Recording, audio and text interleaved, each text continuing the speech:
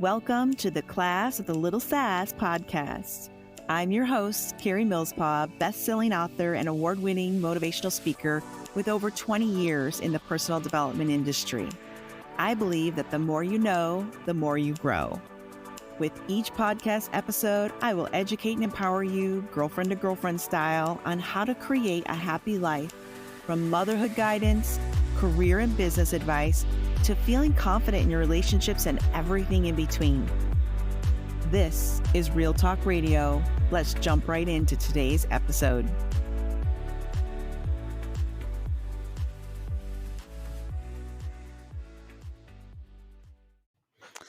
Hello, friends. I am excited to talk about this podcast.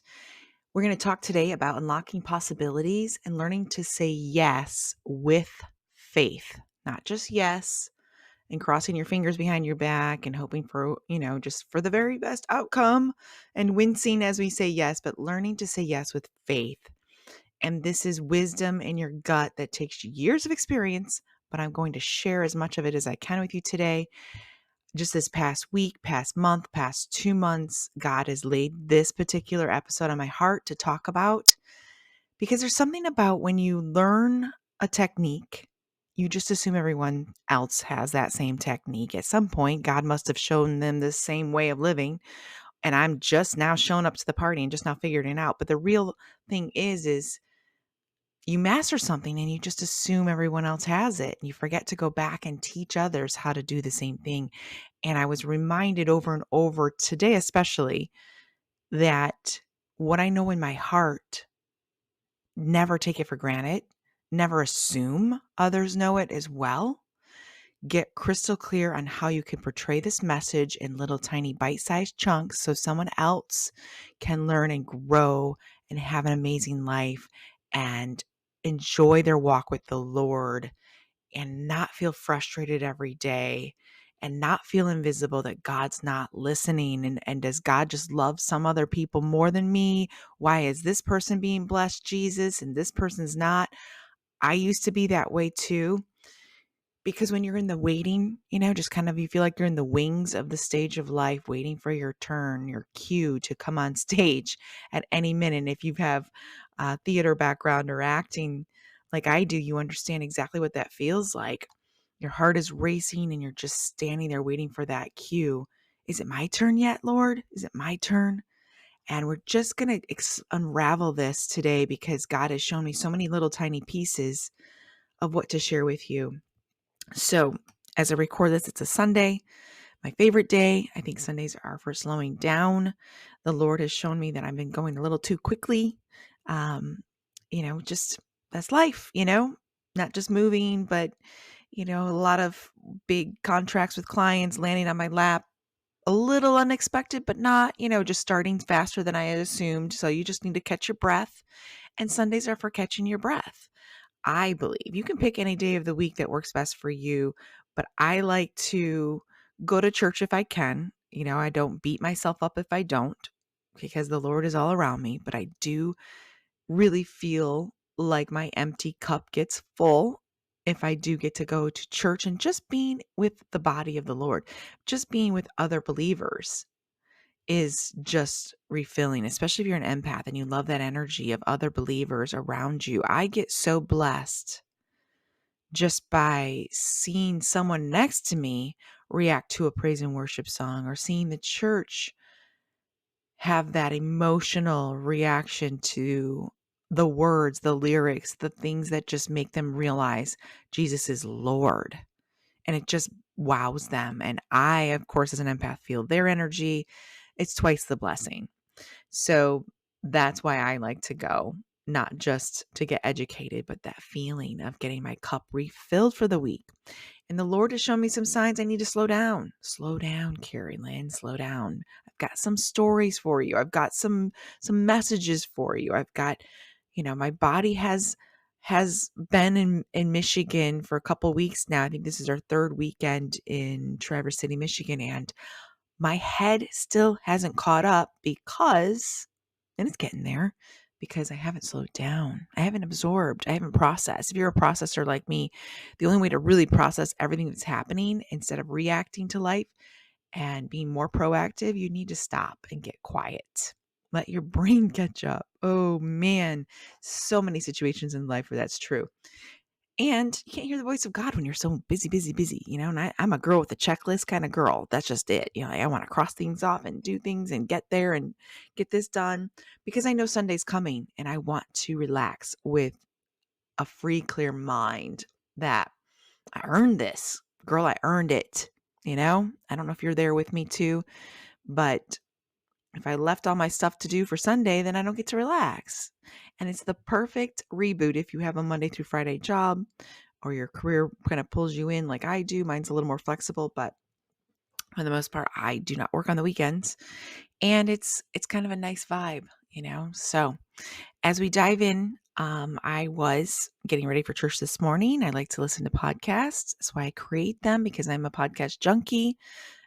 Most of you know that have listened in the past that Beth Moore is one of my favorite Bible teachers. And I was listening to one of her beautiful podcasts talking about your desires of your heart. And there's something about that feeling. So I looked up Psalm 37. She made a reference to Psalm 37:4, and I'm going to read a big chunk of that chapter to you in a little bit.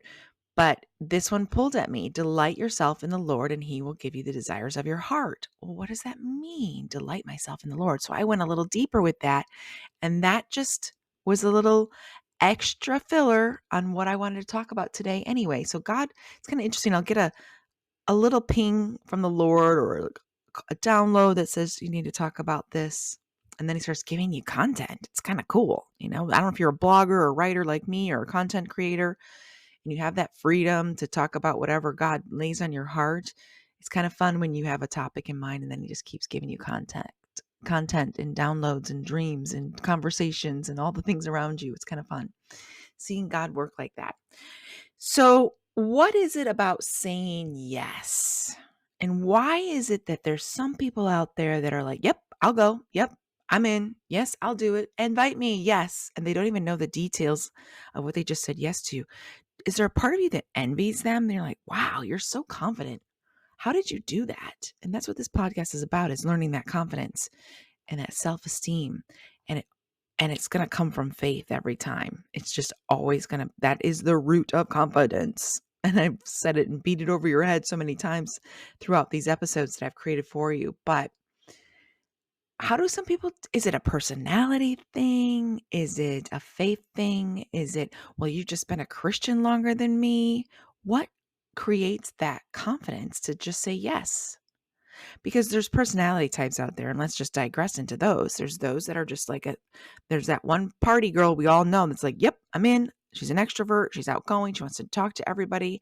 She's always looking for a good time and she's in. And that's her personality. Then you've got the quiet introvert that's like, you want me to go where? As you send this invite, you want me to go where? Who's going to be there? What time? What are we wearing? They need this checklist checked off first. And this isn't just an introvert extrovert thing. There's way more complexities to these personality types than I am even barely scraping the top layer of. But you know who you are, and I can be this way too.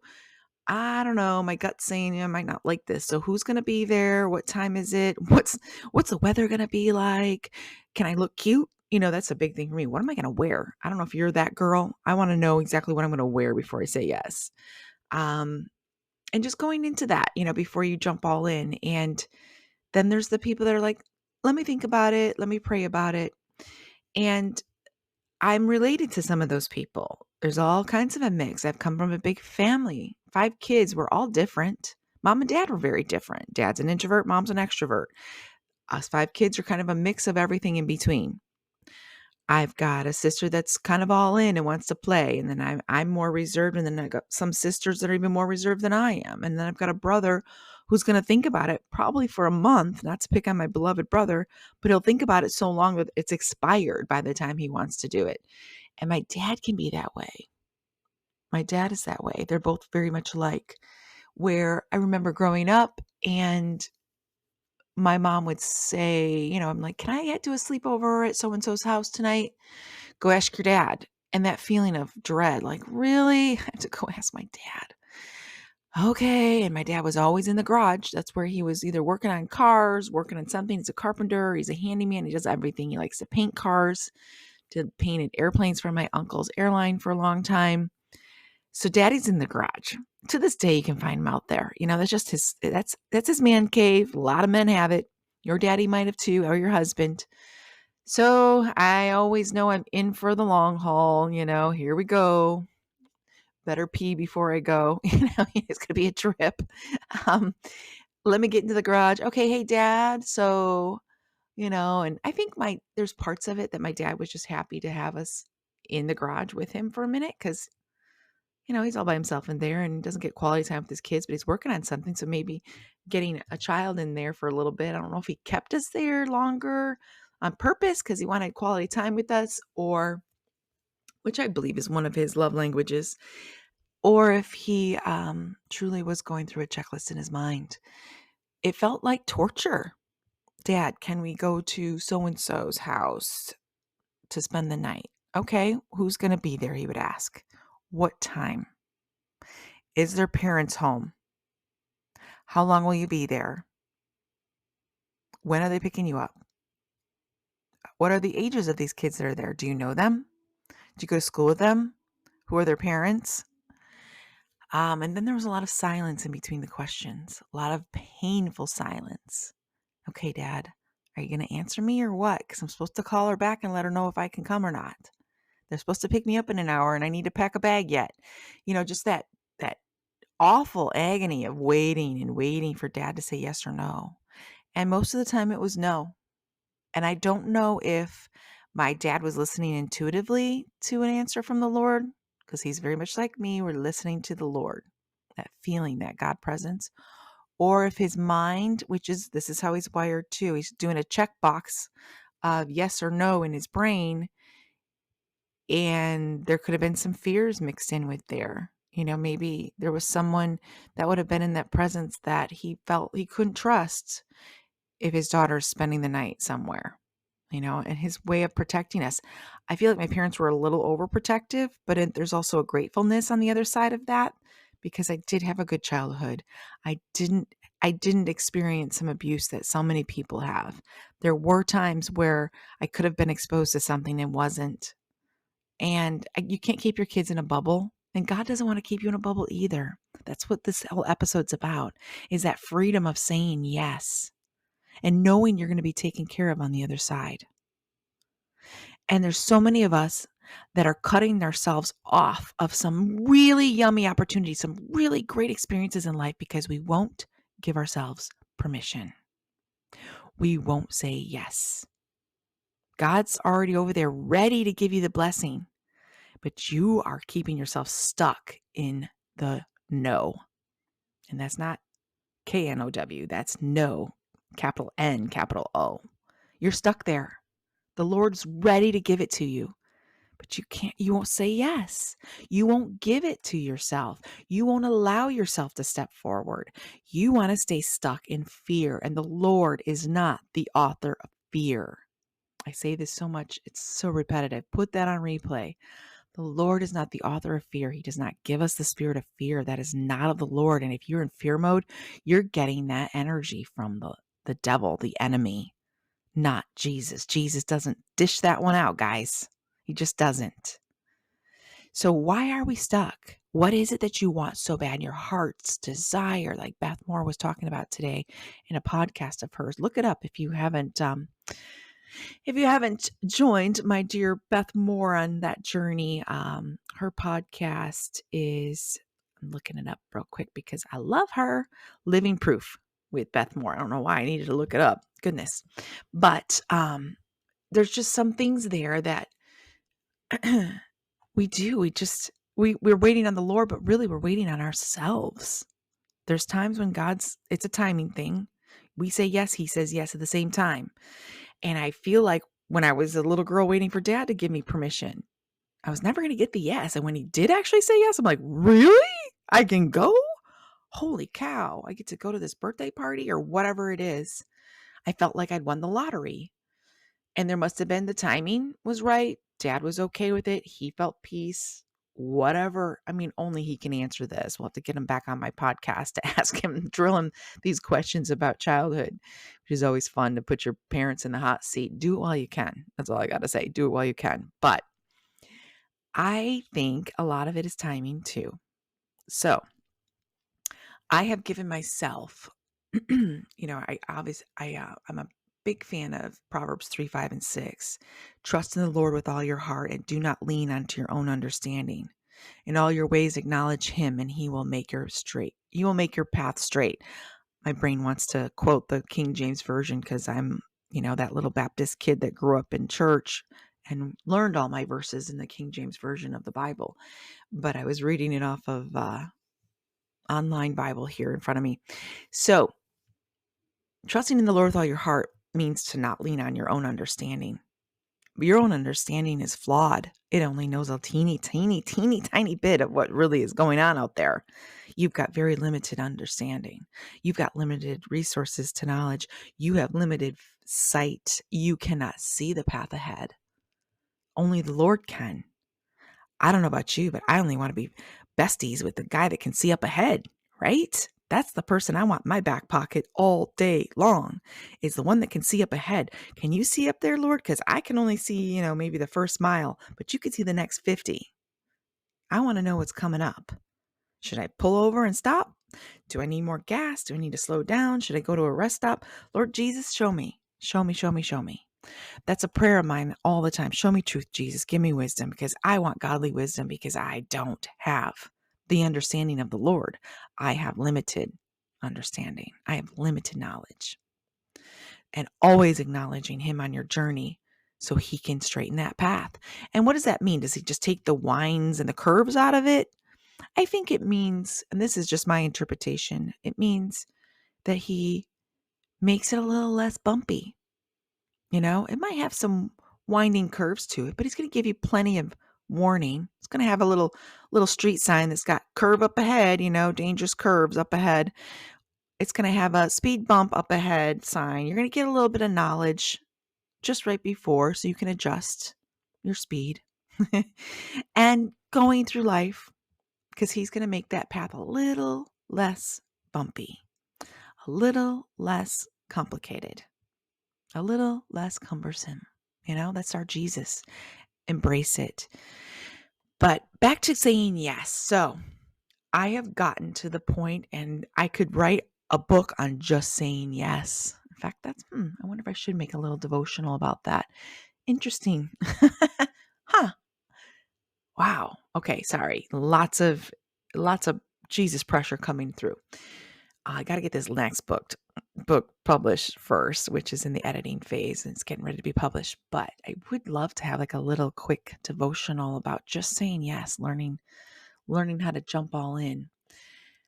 You're not unlocking, that's why I kind of coin phrase this podcast title, Unlocking Possibilities. That's what you're doing when you say yes. Saying no opens up. Saying no closes the energy off. Nothing's coming my way. Nothing. I am shut down. I am not open. You hear that all the time. Energy wise, be open to it, be open to it, be open to it. What does that mean? That means that you are literally looking, seeking, feeling it through. You're not closed off. If you're being open to finding the right person to marry one day, are you open to getting a new job? Are you open to moving? Are you open to having kids?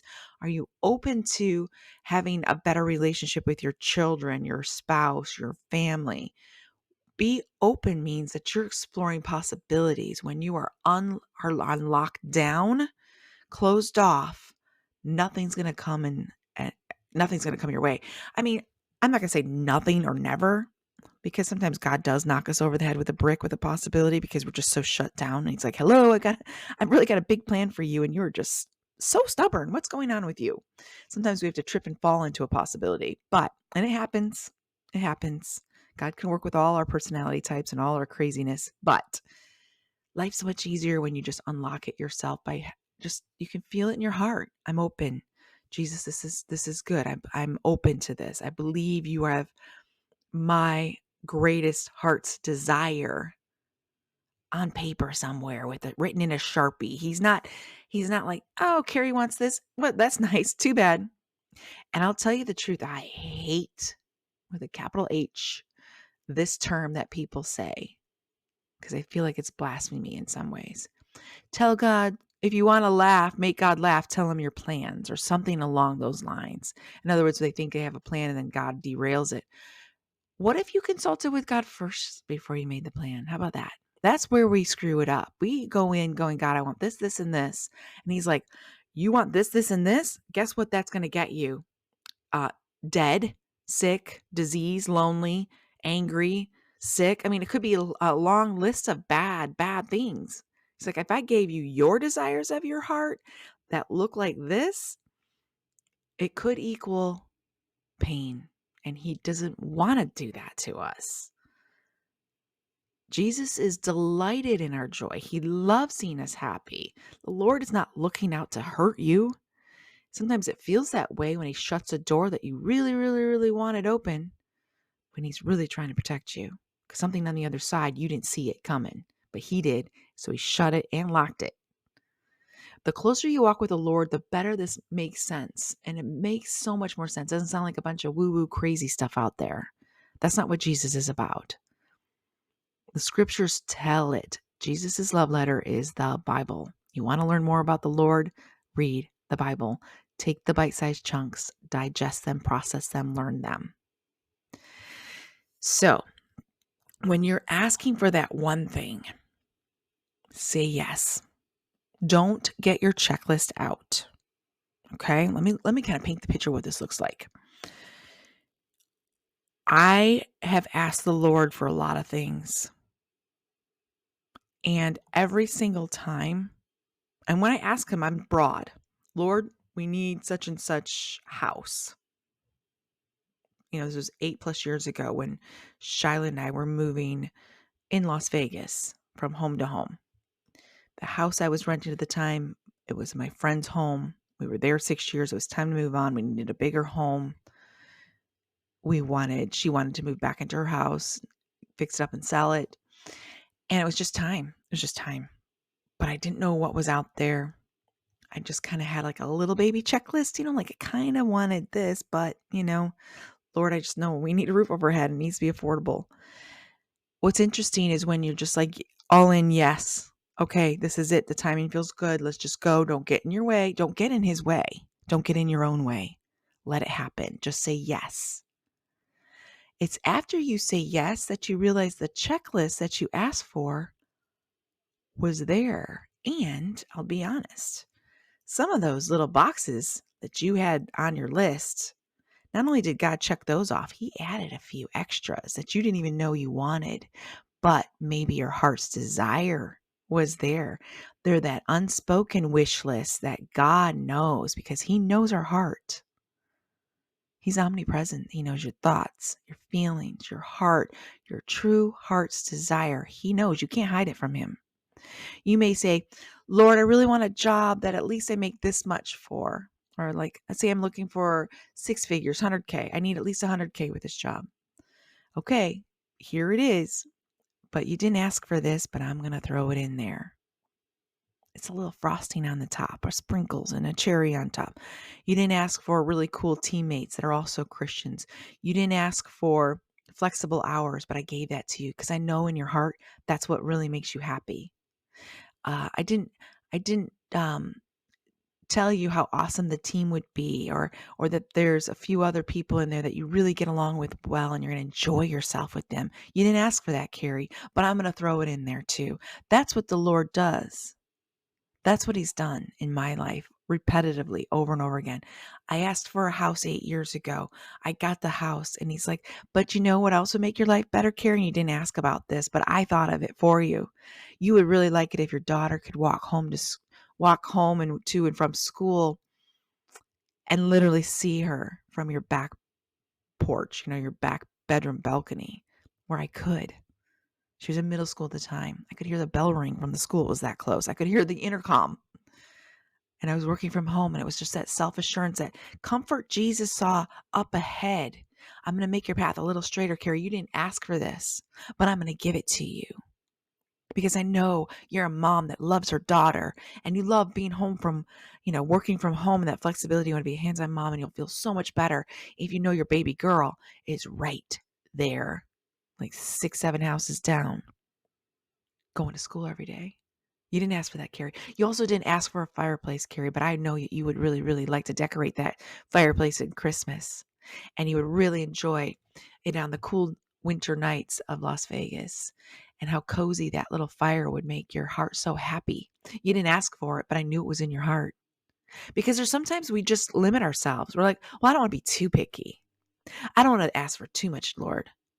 I just want to give these like my top 3 priorities. Roof over head. Is it affordable? Can it be in this neighborhood? And then God comes along and says, I heard you. I heard you in the night. I knew you wanted more. I gave it to you. He's done this so many times, which is why I probably should write a yes devotional, learning to say yes to the Lord. When you say yes without seeing the checklist, he is pleased because he knows your faith is big. It takes a lot of faith to jump in and not see the outcome yet. It takes a lot. Say yes and just do it. Say yes when there's a career opportunity coming your way. Well, I've never done that before. Your little brain will go, that insecurity. I've never done this before. I don't even know if I'm capable. Who's going to be there? How much time should I spend on it? Say yes. Figure out the details later. Say yes. Figure out the details later. I cannot say this enough. I'm going to say it over and over again until it's a part of your own life mantra where you're saying it over and over and over again. Yes, Lord, I say yes. You put this opportunity in front of me for a reason because you knew already the details. I'm going to trust Jesus and I'm going to jump in. And then I'll be honest, it's kind of fun. On the other side of the yes, that's where your checklist gets to get put to use. Get your Sharpie out and start checking all the boxes. This is exactly what I wanted. Wow, I didn't even ask for this yet. Look at this too. And you just get happier. It's like a fun little present. It's like Christmas morning. I get to check off all this too. I didn't ask for this, Lord. Well, you kind of did. Not verbally.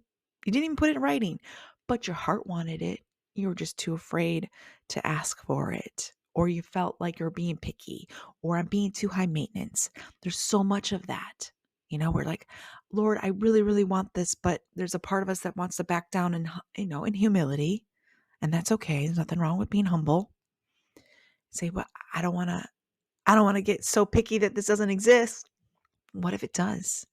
What if that perfect job, perfect man, perfect woman, perfect opportunity, perfect career, whatever that looks like, the perfect opportunity that you've been asking for is right there with your name on it. And all God is waiting for is your heart to open up, your patience, because timing is everything. And trust me, you never want to go before God. Don't do it. It's not worth it. Don't force it. Don't push it. Let Jesus do the leading. Because if you don't let him do the leading, he'll remind you who's boss. He'll put you back in your place, and it will sting. It won't feel good. But if you let him do the leading and let the timing, the doors open up so much easier with so much ease and grace and less stress and fulfillment. And he gives you more than you ask for because he does know your heart, even your unspoken wishes, desires. Isn't that a beautiful verse? Psalm 37:4, delight yourself in the Lord, and he will give you the desires of your heart. The Amplified Version, which is my Bible, says he will give you the desires and petitions of your heart. The things that you would, again, you're just kind of like, oh, I'm almost afraid to ask for it. I'm being too picky because it's never going to happen. This doesn't exist. Oh, there's no faith in there. Wait, we need faith in this recipe for it to work. That's what God's waiting for, is your faith to catch up. Then the blessing shows up. Then the life opportunity shows up. I said yes to the place where we live now. Yes to a Facebook post.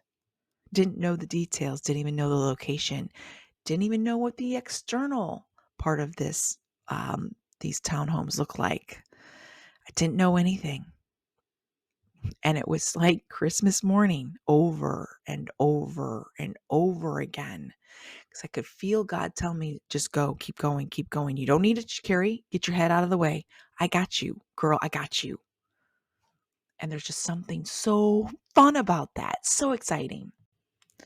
When you allow the Lord, it's almost like, picture God like with his hands behind his back.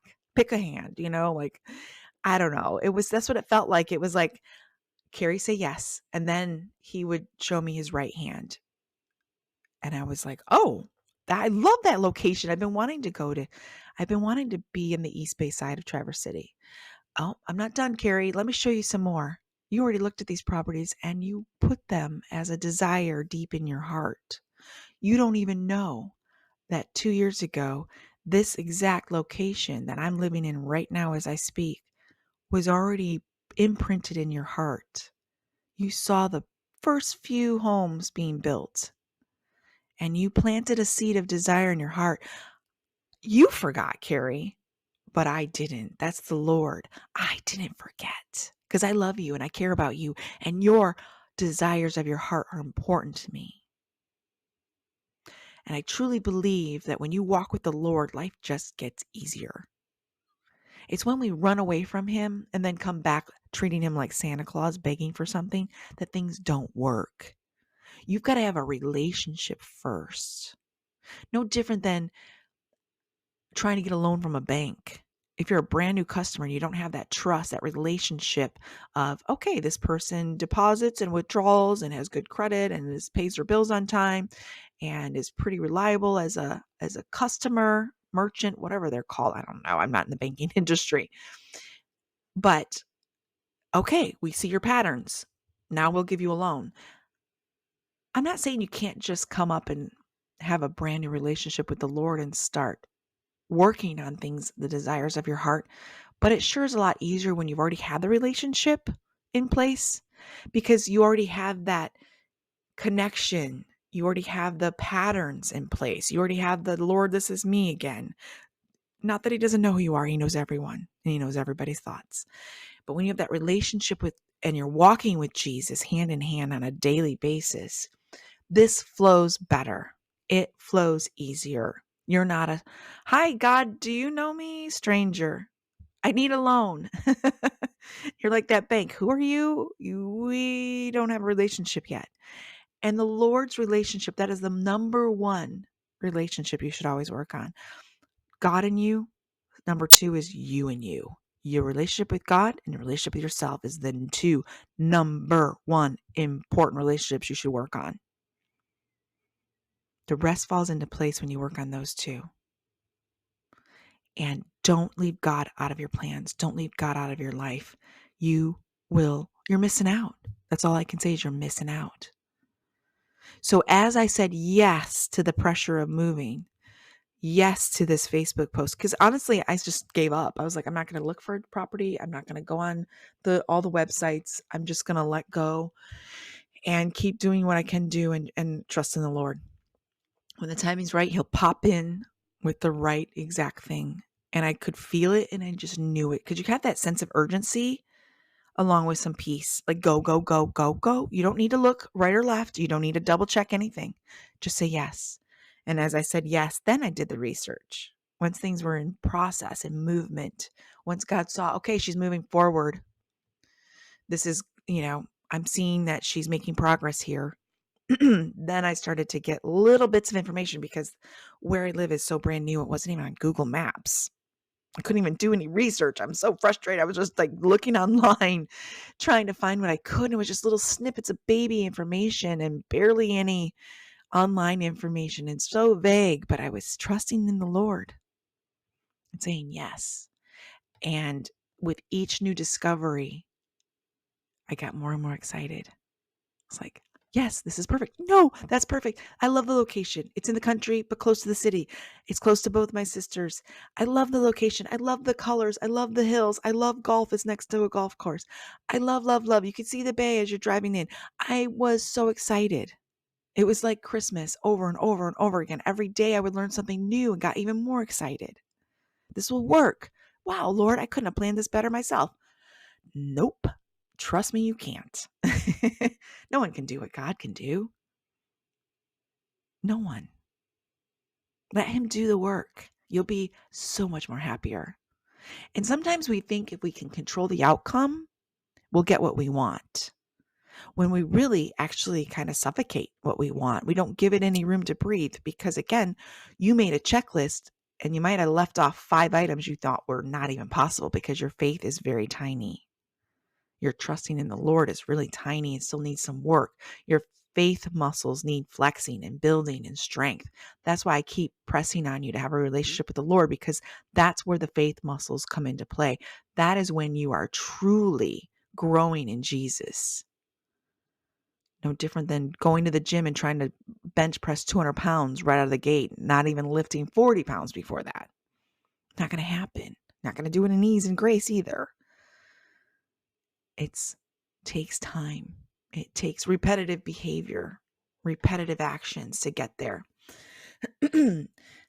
I'm going to pick on my brother a little bit, pick on my daughter, pick on a lot of people that are over analytical. I used to be that way as well. The overthinkers will push away all the opportunities because when they see an opportunity come, they've got their little list out going, okay, well, I need to know how much does it pay? Let's just say it's a job opportunity. My daughter's, we're kind of playing around with that right now. And she's so closed off because she's scared. And I see this in her energy. She's closed off because of fear. I don't know what I don't know. And we're all afraid of the unknown. That is our biggest fear. I don't know what's up ahead, but God does. That's where the Lord gets to do his part. Don't cheat him out of it doing his job. Don't. Let him do his part. He has a role in this. And she's, going to learn and grow through this. And she gets so excited when she sees God work. And when she does see her faith play out, she gives God all the credit. I have trained her proper in that area, an aspect. But the thing is every job opportunity, I'm like, I know you want to work remotely. I know you don't, and I'm like on the fence about that. She's just seen mom do it for the last decade. But I feel like she could benefit from connections, relationships, people, just getting, that connection base. But again, I'm letting her explore. But sometimes we get so restrictive with our list that we don't allow new things, that the unknown, to make its way into the known for us. The unknown's always going to be that way until we step into it. And you're always going to feel dumb. Let's be real. When we start a new job, we feel dumb, don't we? Especially if we've not been trained yet or haven't gotten our bearings. Everything feels foreign. We just feel inadequate. I'm going to take back my dumb word and change it to inadequate. That's all it is. You haven't been given the skills yet because you don't even know what you need yet. You don't even know what you need to know. We're all going to feel inadequate at first. We all have imposter syndrome until we learn and grow and get that experience under our belt. You're not going to have that up front. Anything we try that's new, you're going to feel inadequate at first until the experience and the knowledge takes over and the training desired and so on. So she will limit herself because she's not open. She's scared. So I'm going to work with her on that. I have a brother that likes to have his little checklist out too. Research it. I'm going to go back and read the reviews 20 times. And he gets so frustrated with himself because he's wired this way. He hasn't learned to turn off that default of overthinking, because overthinking makes him feel safe. If I can just research this product to death before I buy it, I'm going to somehow feel like I'm making a good decision. I'm going to have peace about my decision because I already did all the research. Nothing wrong with researching things, guys. There's a balance, though.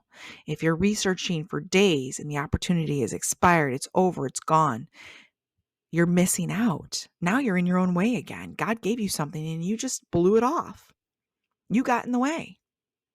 That's most of our biggest challenge, is we get in the way of it. We overthink it.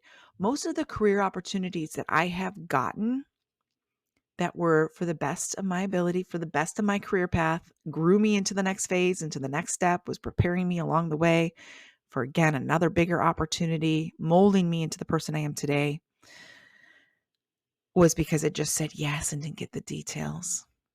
I don't know if I have experience in that. Who cares? Go. Yes, yes, yes. I'm open. Train me, teach me. Take what I already know, mold that into even better opportunities. How can we keep growing together? I'm down, Lord. I'm down. I'm in. You can just feel that. Go for it. And it's a mixture in your gut, especially if you're an empath. You can feel the pressure of fear and excitement, that combination of I'm excited, but I'm also a little bit scared. Do it anyway. I'm always scared. Always. Trust me. I get anxiety every single day. I am always grabbing onto something new and different. And even though I'm scared on the inside, questioning my own ability every day, just like you, I say yes. I question myself all the time. I am human. I'm not no superpowered, superhero over here. I every day am asking God, give me wisdom, show me what to do. I'm going to say yes, Lord, but I know we're going to figure this out together. You've got my back, right, Jesus? Literally, He's got your back. And I'm saying yes all the time to opportunities that scare me. All the time. I don't know what this is going to look like, Lord, but here we go. We'll figure it out. You only need to focus on 1 hour at a time in your life. So many of you are trying to figure out the next 10 years. Just get through today. That's all you got to do. You don't have to have all the answers before you say yes.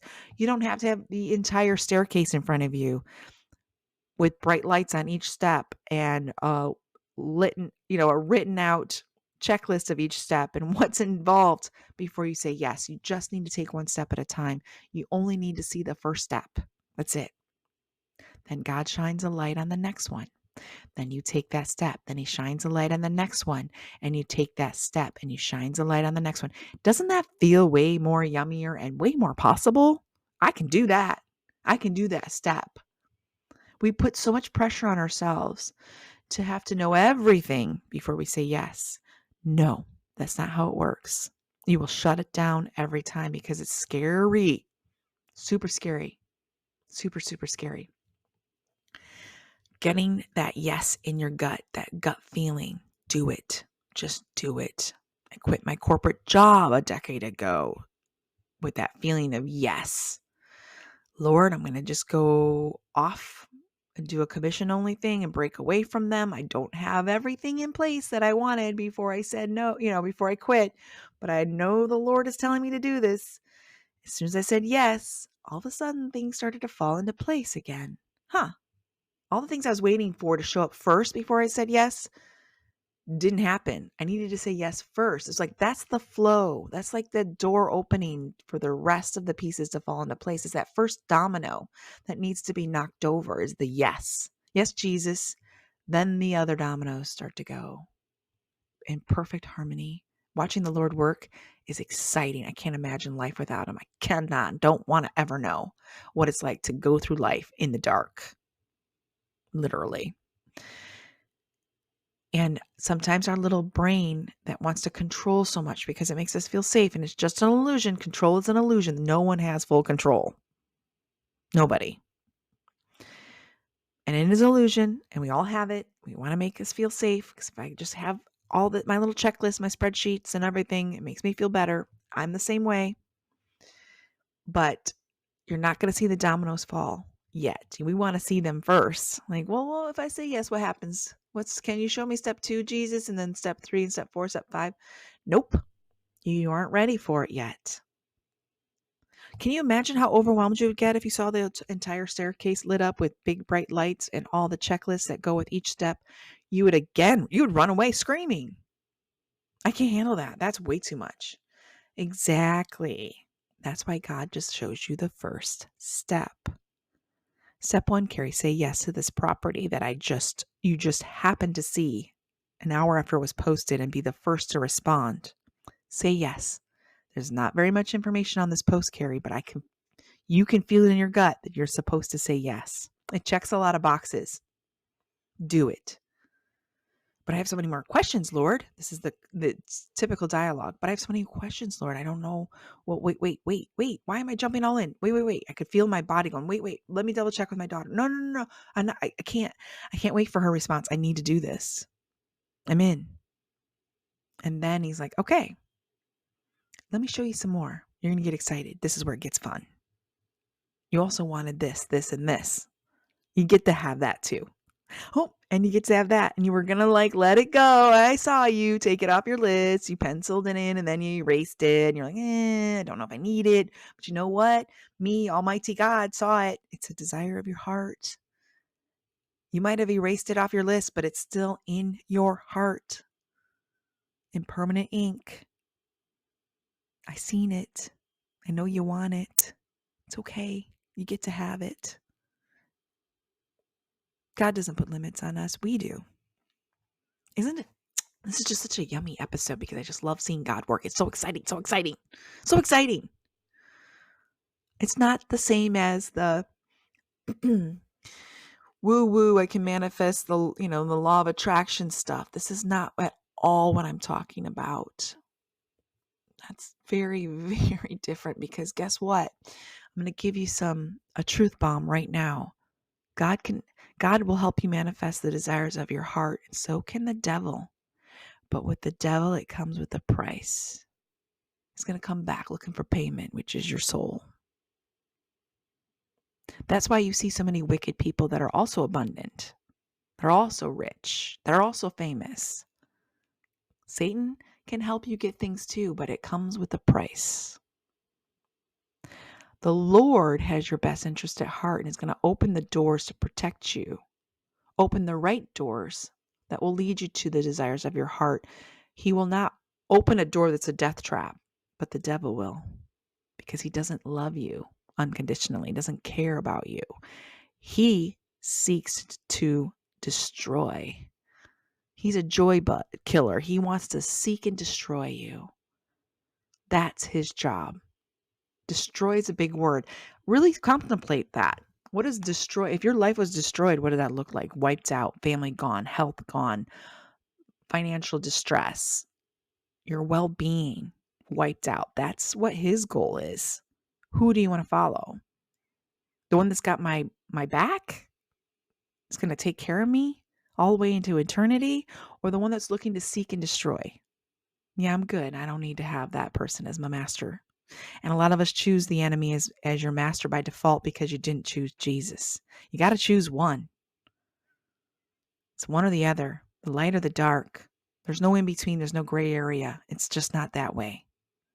The world will paint a different picture, but I am telling you the truth. It's one or the other. You're like, well, I didn't choose the enemy to be my leader. Carrie, that's really harsh. I can't believe you said that. But by not choosing Jesus, you're choosing the default. I hope this is sinking in. Like it's like I chose not to go. That means you chose to stay by default. Does that make sense? I hope I'm making sense. So let's end this with how we can have more security in the Lord. And I want you to read the entire chapter on your own terms, Psalm 37, because this is where we get security of those who trust in the Lord, and insecurity of the wicked is kind of the outline of that. It's just kind of knowing that God's got my back. He's going to take care of those that are looking to harm me. And he's going to protect you if an opportunity looks good, and he shuts that doors because he saw things you didn't see. He heard conversations you didn't hear. He felt the truth of their actions and their desires for your own outcome and how it would benefit them, but it would hurt you negatively. So you have to trust. So let me read this to you. This is the Amplified Bible version. I'm going to read just the first 9 verses, Psalm 37, 1 through 9. And I want to just, if you're new to the Bible, remember verses are not a start-stop. They threw them in there to make the Bible digestible. So you could kind of take a little bite-sized chunks and for easy reference to look it up. But please know that when you see a chapter, you should read the whole chapter. Read all of it, because one verse can be manipulated into whatever you want it to be. What's the backstory? What's the front and the I want to know the content before the verse and after the verse. What story was Jesus saying in this, or God trying to tell us in this particular moment, and getting some clarity on that. So read the whole chapter if you can. Don't just cherry pick verses and make them and twist them into your way of thinking. Get the truth. It's there. It's in front of you. Don't manipulate the word of God to make it fit into your narrative. So Psalm 37, do not worry because of evildoers, nor be envious toward wrongdoers. In other words, these people that don't have your back, that aren't going to take care of you, these people that do you wrong, let them go. Let God take care of them. Verse 2, for they will wither quickly like the grass and fade like the green herb. They will wither. God's got them. They're going to wither away. They don't get to thrive. So if someone's trying to do you wrong, sister, I'm talking to you. This verse is to remind you God's got that. Don't waste any energy on it. Trust, which means rely on and have confidence in the Lord and do good. Dwell in the land and feed securely on his faithfulness. Verse 4, delight yourself in the Lord and he will give you the desires and petitions of your heart. Commit your way to the Lord. Trust in him also, and he will do it. He will make your righteousness. What does righteousness mean? It's your pursuit of right standing with God. That's the relationship I was telling you about. That long-standing relationship with the Lord, even if it just started this past week, for the first time ever, you're walking with Jesus. You're building a relationship. It's important, that consistency. Your pursuit of righteousness is your pursuit of trying to do God's will for your life. That's what that looks like. Like the light, and your judgment like the shining of the noonday sun. Be still before the Lord. Wait patiently for him and entrust yourself to him. Do not fret. What is that? That means do not fear. Don't whine. Don't agonize. Don't let the anxiety take over. That's what do not fret. So if you see that in the Lord's scriptures, it means, girl, get your anxiety under control. That's what that means.